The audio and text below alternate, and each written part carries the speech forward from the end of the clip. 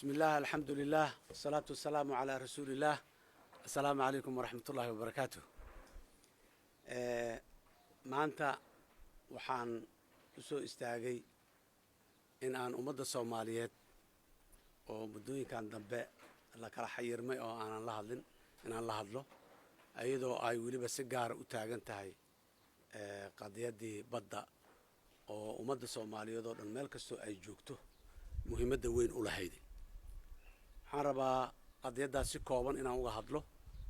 wixii faahfaahin macluumaadkeeda waa meel walba waa laga heli karaa laakiin waxyaabaha aan isleenahay in ay ummaddu la socoto ayaa loo baahan yahay. haddaa xasuusataan horaantii 2017 ummadda intaan soo hor istaagnayaan waxaan ku iri aniga qadiyadda badda haddii aan madaxweyne ahay iyo haddii aanan ahayn iyo haddii aan xil hayo iyo haddii aanan ahaynba waa u taagnaan doonaa waana u taaganahay anoo ballantaas fulinaya. marka maanta waxaan rabaa ummadda Soomaaliyeed inaan la wadaago xaaladda maanta ay ku sugan tahay qadiyadaas muxuu ahay weyn oo muhiimka noo wada ahayd. taariikh yar oo kooban haddaan ku bilaabo waad ogtihiin bishii Agosto 2014 ayaa dacwadda badda dowladda Soomaaliya ay geysay maxkamadda cadaaladda adduunka ee magaalada Hague. sababtaan u geynana waxay ahayday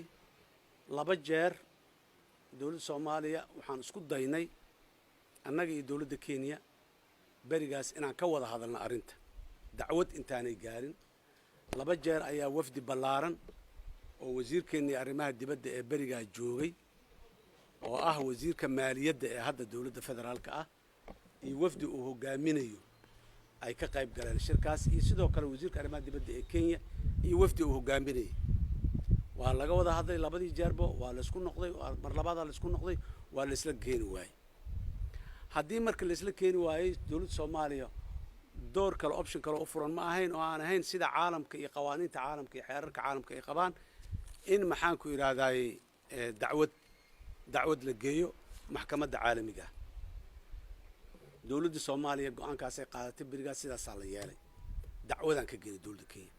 taasaan rabaa marka macnaheeda inaan mar horena waa ka hadla haddana ku celiyo dacwad inaan ka geyno macnaheeda annagay Kenya inaan isdagaalsannahay ma ahayn. dacwaddaba waxaan u geynay inaanan isdagaalin oo colaadba aanayna dhex marin. annaga Kenya 2 daloo deris aan nahay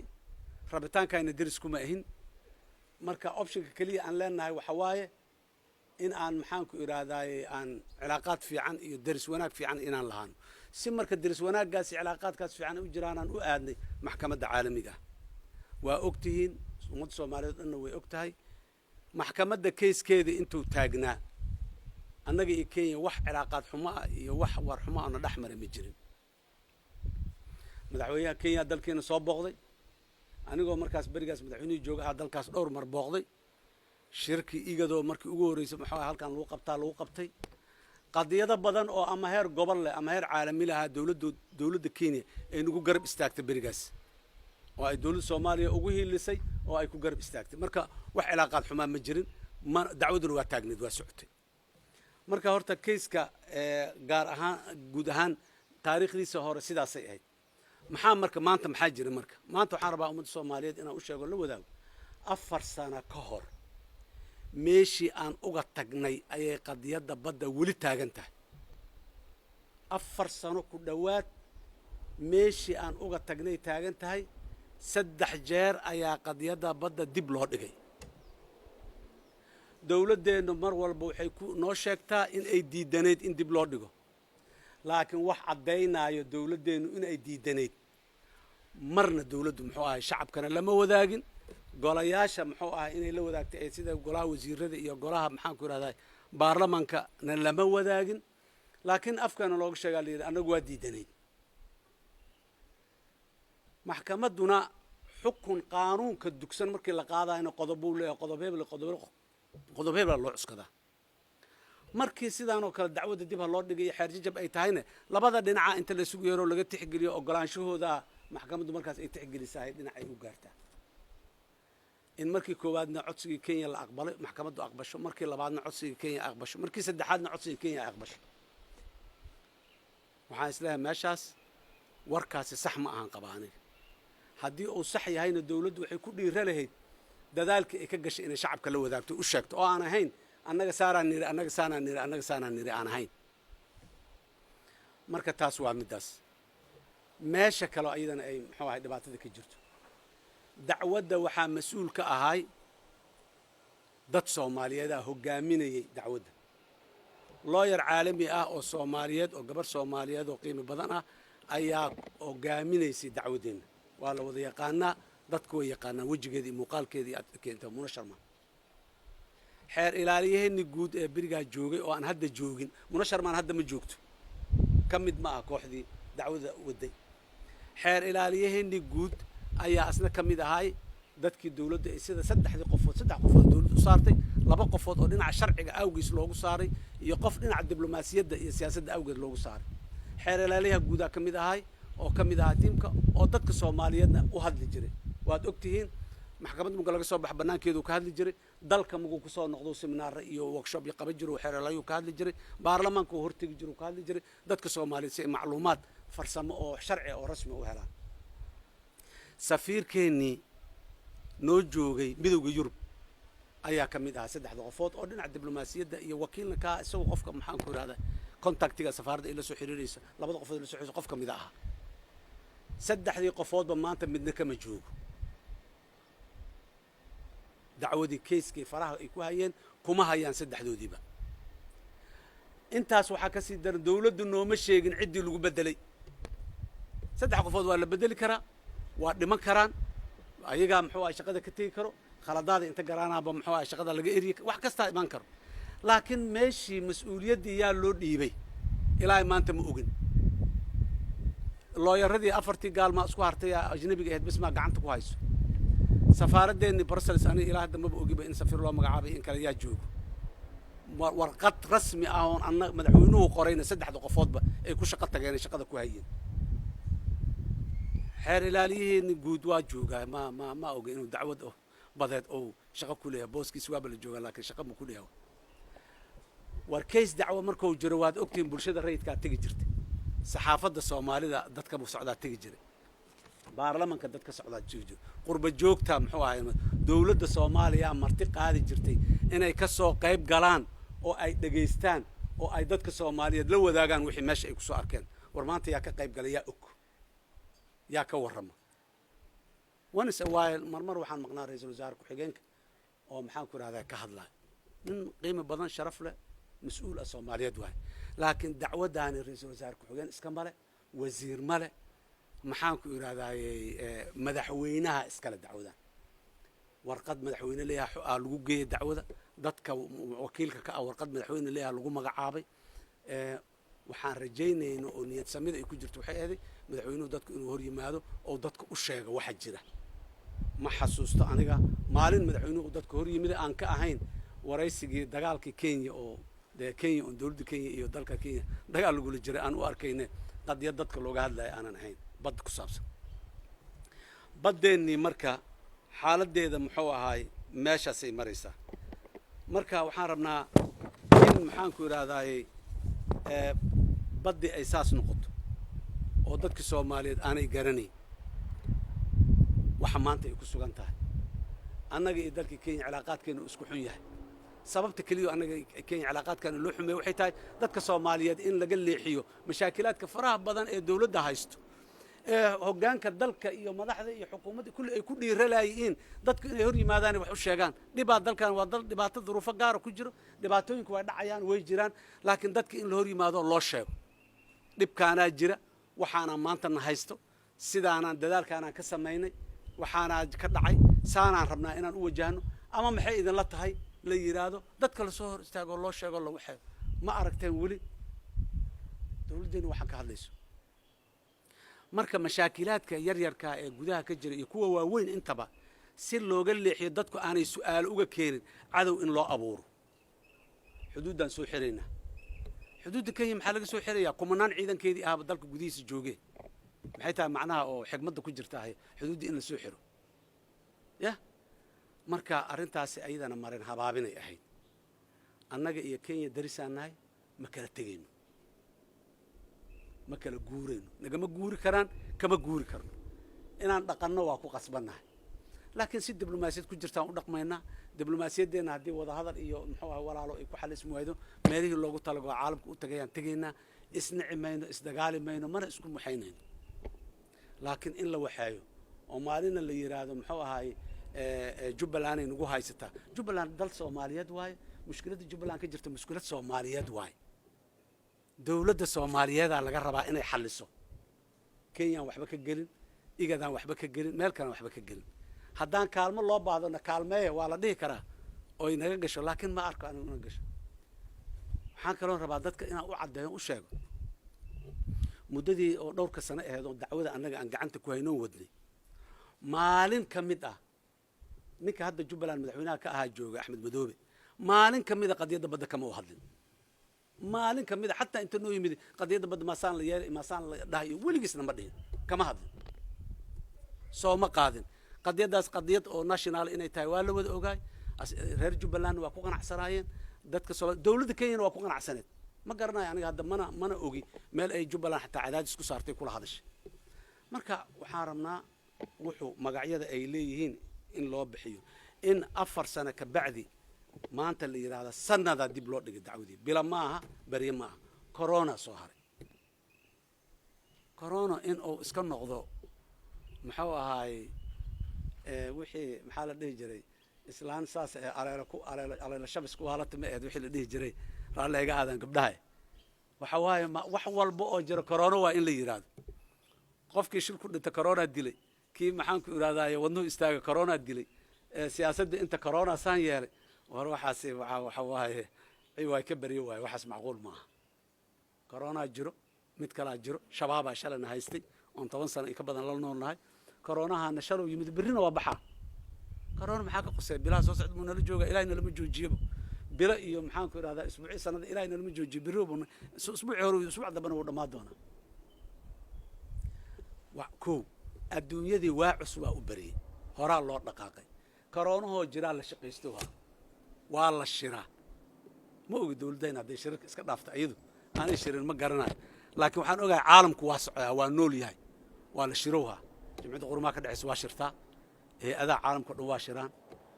madasha xisbiyada ugu dambeysay arkayseen waa shirtaa isbuuci maalin shirtaa ayadoo dalka dibadiisa kale 6 gudoomiye xisbi 6 xisbi madaxda ka ah hal gudoomiye xisbiya dalka 2 gudoomiye xisbi ma istaghfar 2 gudoomiye xisbiya dalka gudihiisa ka joogto hal xamar jooga iyo hal garoowe jooga afarta kale dibaday jiraan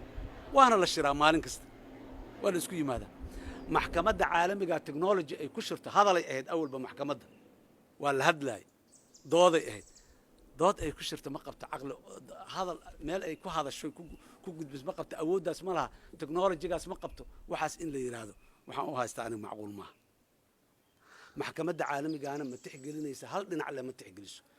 shalay haddii Kenya ay ku doodo looyaradii aan faayar garayno shaqada ka erinay looyaro cusub inaan qaadanahay waqti ay nooga baahan tahay qadiyada inaan fahamsiinana waqti ay nooga baahan tahay oo laga aqbalay maanta haddana corona jiro corona caalamka dhan uu ku jira Kenya u gaarmaa Soomaaliya u gaarmaa caalamka dhan uu ku jira marka cudurdaar fiican ma ahan qaba aniga waa marmarsiyo yar dawladeennuna ay qayb ka tahan qaba haddaanay qayb ka ahayn ummadda Soomaaliyeed meel kasta ay joogto marka waa wax arintaas oo dhan cudurdaar fiican uma aha sideedaba corona shalow yimiday ma dheerayn laakiin 4 sano qadiyada inay meesheedii taagan tahay waxba aanay ku darsoomin maxkamadda dacwadan ma qaadi kartaa laga mid waa qaadi kartaa haliyada keiska la president wixii in marka la ko dawladdu dib u dhigistii ka horeysay waxay noo sheegtay maxkamaddu inay tiri dib looma dhigi karo dacwadda documentina iyo maxaa wax kale laguma soo kordhi karo filekeeda in loo yiri horaan loo sheegay maanta haddana dacwadii dib loo dhigay oo maxkamadii tiri marka alif wala wuxuu leeyahay wax ma leh dawladdu ha kala deyso alifka ama waxa u yeesho ama wax la'aan ha ka dhigto 4 sano inay ummadda Soomaaliyeed meesheedii taagnaato macquul maaha marka qadiyadeeda badda marna gorgortan ma gasho haddii gorgortan ma gasho yani haddii aan Kenya walaalaheen aan ku qanci karno annaga horaan isugu dayno waa ku qanci weyne war meesha aan sharciga xaq aan u leenahay oo leenkeena xadkeenu waa meeshaas ee raalli ahaada aan marsiino waa ku qanci waayeen waa diideen haddii dawladdan ay ku qanci karto kenya inooga keeni karto maaringaaba maxaaba kaloon rabnaaba laakiin wax kaloo laga hadli karaana garanay kenya in lagu qanciyo war annaga qadkeenna intuu maraa raalli ahaada xagga ma maree waxa fiicanay ahaa lahayd dacwadna ma dhici lahayn maxkamadna ma tegi lahayn haddii dawladdu intaas ay samayn karto waa fiican tahay waan uga mahad celinaa waxaa kaloo rabaa ummadda soomaaliyeed inaan u sheego dawladdu markii cadaadis uu ku yimiday markii xoogaa ay sheegatay iyadu in cadaadis u hayo annaga waa garab istaagnay babligaan noqonnay waddadaan istaagnay idaacadahan istaagnay waa sheegnay in qadiyadeenna ay sidaa tahay cid cadaadis saari kartay cid ka hadliga cadaadis waa jiraa waa lagu imaanaa dawladda waaweynaa ku imaanaa dalaal iyo malaal oo dhan baa ku imaanaa muxuu ahaay waxaa ku imaanayo wixii maxaan ku iraadaaye lahaayoo dhan baa ku imaanayo waa lagu wada imaanaa laakiin adaa lagaa rabaa waxaaga inaad si oo nidaam ahoo difaacan oo qaanuunta iyo dhaqanka caalamiga iyo dhaqanka suuban oo qabo inaad waxaaga aad ku ilaashatid oo aad muxuu ahaay ku habaysatidaa lagaa rabaa marka waxaan rabaa ugu dambayntii waa ka xumahay inaan haddana mar kale in wixii aan sanadkii 2017 bilowgiisa aan ka hadalno maanta haddana meeshooda ayagoo jooga inaan ka hadlo maanta inaan farxadno naaloonno dabaal degno dhulkeenna waa helnay aan dhahno maxaan ku idhahay saasay xukunkii saasoo u dhacay aan dhahnay ahayd laakiin maanta inaan dhahno dibaa loo dhigay sanad maxaa soo kordhayo 10 bilood hadda ka bacdi ah oo imaanaya waa maxay yah dawladda oo xilligeedii hadda sii dhacaayo ma baqdin iyo ka cararid oo runta ka cararid miya dib iiga dhig miya dib iiga dhig hadhow ciddii kale hadda ka horana waa ka hadlay dawladuhu mas-uuliyadda qarannimo oo saaran iyo qofka madaxda ah iyo dawladduba waxay tahay dadka ka dambeeya in aanay dhibaato u abuurin xukunka qofka uga dambaynayso iyo dawladda ka dambaynayso inaanan qodxa jidka loo sii dhigdhigin oon balaayo laga shaqayn qodxa dhigdhigid miyaa tan marka maarso 2021 dawlad kale lacalla hadday timaado ha ku dhibtoota miya yah dhiiranaan la'aan miya oo lacalla haddii oo xukunka sidii aan rabno uu noqon waayo shacabkaa ku qabsanaa miya nin maxkamad tegay ama xukunka waa hela ama waa weynaa ama waa loo xukumaa ama waa laga xukumaa haddaa maxkamad tagtay labadaasaad mid sugay laakiin adaa lagaa rabaa gartaada sidaa u naqsanaad u caddaysan in laga baqa marka oo la yiraahdo war lacalla waa intaasoo geedana lagu rogaaye bal dib hana looga dhigo kuwa dambo imaan doona haddii kuwa kale yimaadaan kuwaas le hala tacaalaana marka cudurdaar fiican ma ahan qabaa aniga waa marmarsiyo yar dawladoonuna ay qayb ka tahan qabaa haddaanay qayb ka ahayn ummadda soomaaliyeed meel kastoo ay joogto marka waa wax arrintaasoo dhan cudurdaar fiican uma aha sideedaba koronaha shalow yimiday ma dheerayn laakiin 4 sano qadiyadda inay meesheedii taagan tahay waxba aanay ku darsoomin maxkamadda dacwadan ma qaadi kartaa laga yimid waa qaadi kartaa hal yidhi keyskii alla president wixii in marka la kow dawladdu dib u dhigistii ka horreysay waxay noo sheegtay maxkamaddu inay tiri dib looma dhigi karo dacwadda documentina iyo muxuu wax kale laguma soo kordhi karo faylkeeda in loo yiri horaan loo sheegay maanta haddana dacwaddii dibaa loo dhigay oo maxkamaddiyaa tiri marka alif wala wuxuu leeyahay wax ma leh dawladdu ha kala dayso ee alifka ama waxa u yeesho ama wax la'aan ha ka dhigto 4 sano inay ummadda Soomaaliyeed meesheedii taagnaato macquul maaha marka qadiyadeedana badda marna gorgortan ma gasho haddii gorgortan ma gasho yani haddii aan Kenya walaalaheen aan ku qanci karno annaga horaan isugu dayno waa ku qanci weyna war meesha aan sharciga xaq aan u leenahay oo leenkeena xadkeenu waa meeshaas ee raalli ahaada aan marsiino waa ku qanci waayeen waa diideen haddii dawladdan ay ku qanci karto kenya inooga keeni karto maaringaaba maxaaba kaloon rabnaaba laakiin wax kaloo laga hadli karaana garanay kenya in lagu qanciyo war annaga qadkeenna intuu maraa raalli ahaada xagga ma maree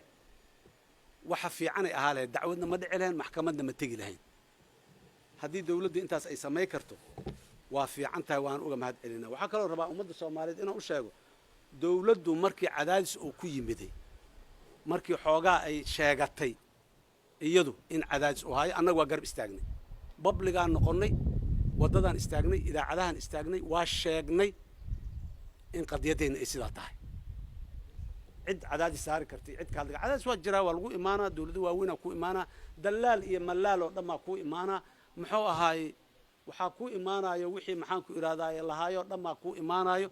waa lagu wada imaanaa laakiin adaa lagaa rabaa waxaaga inaad si oo nidaam ah oo difaacan oo qaanuunta iyo dhaqanka caalamiga iyo dhaqanka suuban oo qabo inaa waxaaga aad ku ilaashatid oo aad muxuu ahaay ku habaysatid aa lagaa rabaa